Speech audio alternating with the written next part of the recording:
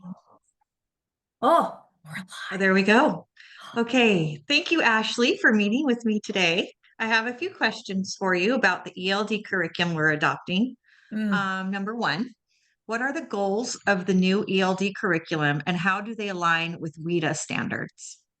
okay. I would say the primary goal of this new curriculum is from our district leaders and from ourselves. We previously had not grade level content curriculum. So the main goal is to give our multilingual learners more access or just full access to grade level content, and then also being able to develop their English proficiency.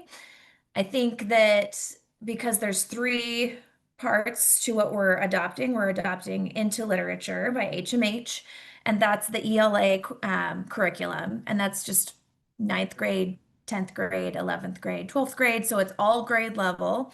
And then we'll be adopting two other programs from the same publisher, English 3D and Read 180, and those are the programs that'll be providing that targeted language and literacy support who need that extra scaffolding. The curriculum, I would say, aligns with WIDA because it has the development across all four domains. Like each aspect, the HMH into Lit does incorporate the listening, speaking, reading, and writing, opportunities for interpretation, a lot of collaborative discussions. Um, but again, we're going to have to, it's not all there. So we're going to have to add in quite a bit. But there's some WIDA alignment in there because I'm thinking mainly of the HMH. The English 3D and the Read 180 is already completely aligned Okay. automatically. That's the big selling point with each standard. The HMH is there's a couple, that's where our work's going to be. Okay. Thank you. That was the hardest question first, I think. So you Okay, kind of okay. answered this one. Number two, how is the new curriculum different from your previous curriculum?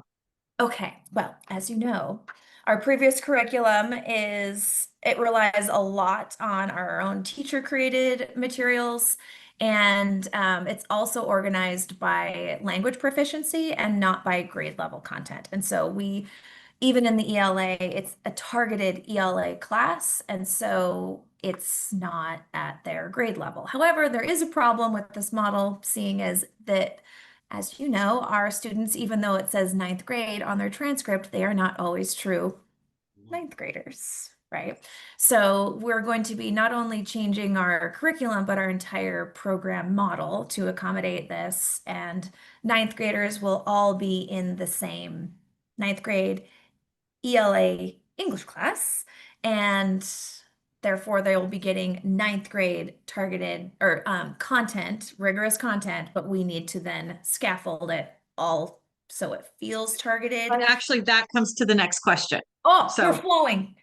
yes, we're flowing. We're So, flowing. how does the curriculum support differentiated instruction for students at varying English proficiency levels?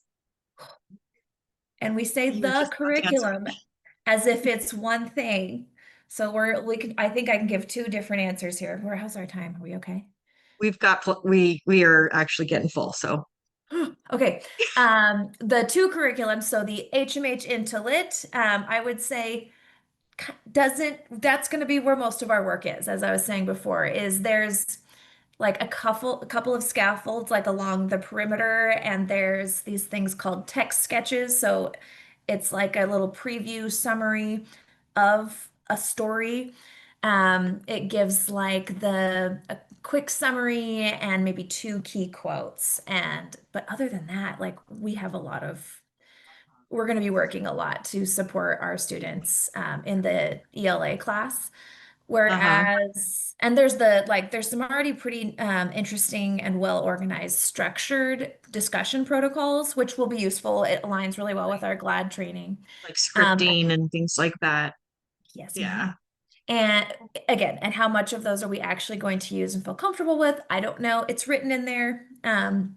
If how much fidelity do we want to commit to scripting our language?